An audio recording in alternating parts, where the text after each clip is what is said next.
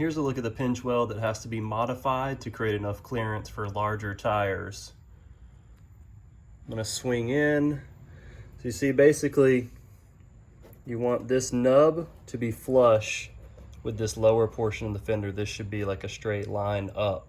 So that's what we're gonna try to achieve today. This is what you need to get this job done. You're gonna need some spray paint with some primer, a set of gloves, a heavy ass hammer, a T30 Torx bit, a pick tool, 10mm socket, clip puller, sandpaper, some steel stick, reinforced epoxy putty, and a heat gun.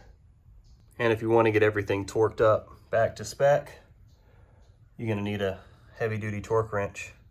I like this one from LX470. Works really well. I've had it for a couple years now and it has served me well. My Land Cruiser has 285 7017 always stucks, and that equates to about a 32.8 inch tire, and I've got a considerable rub on the pinch weld. This vehicle does not have a lift kit on it.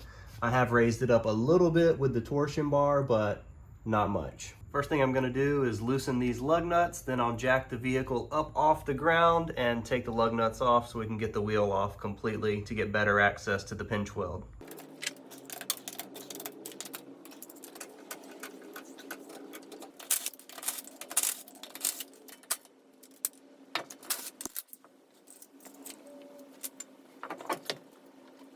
Here's a better look at the fender liner and the pinch weld. You can see where it's rubbing. So the next thing we got to do is take out the fender liner. So we got a bolt there, bolt there. You got some different pins.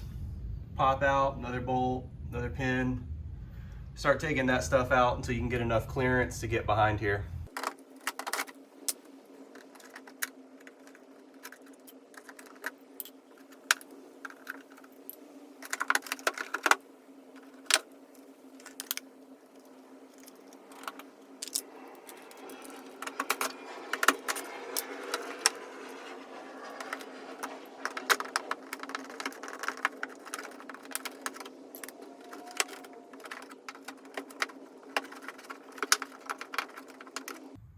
This is the pinch weld.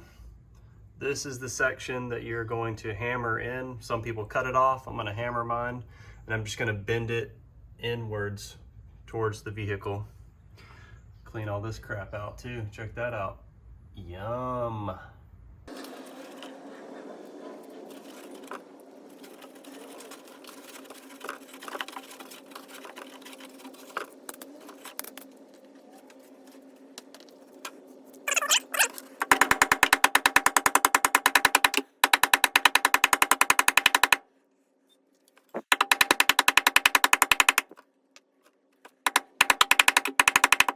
There you have it, hammered in. You can see it looks pretty beat up, but that's why you go back with some spray paint, fill it in, clean it up, make it look nice. And you see there, you want this lower portion of the step bar to be flush with the pinch weld and the fender liner. So we've achieved that. Now we're gonna clean it up, spray paint it, and put the fender liner back in and use a heat gun to mold the fender liner. And I went ahead and put some steel reinforced epoxy putty on these seals and seams just in case anything's separated. It'll keep the water out of there. And it's just this stuff right here, this JB Weld steel stick, steel reinforced epoxy putty. And after using the heat gun, you can slowly mold the plastic back as it heats up, and you get a nice flush line instead of that bulge. Go slow with your heat gun. I kind of crunch the plastic up here because it's very sensitive, so go slow. And then once it's hot enough to mold, I just use my gloved hand to push it back like that, remove the heat, and let the plastic cool. And then once it cools, it stays about where you pushed it to. And the last thing to do is lower this vehicle down, torque these lug nuts up to about 97 foot-pounds, and repeat the same process on the other side. Hope you all found this one helpful. I'll see you on the next one.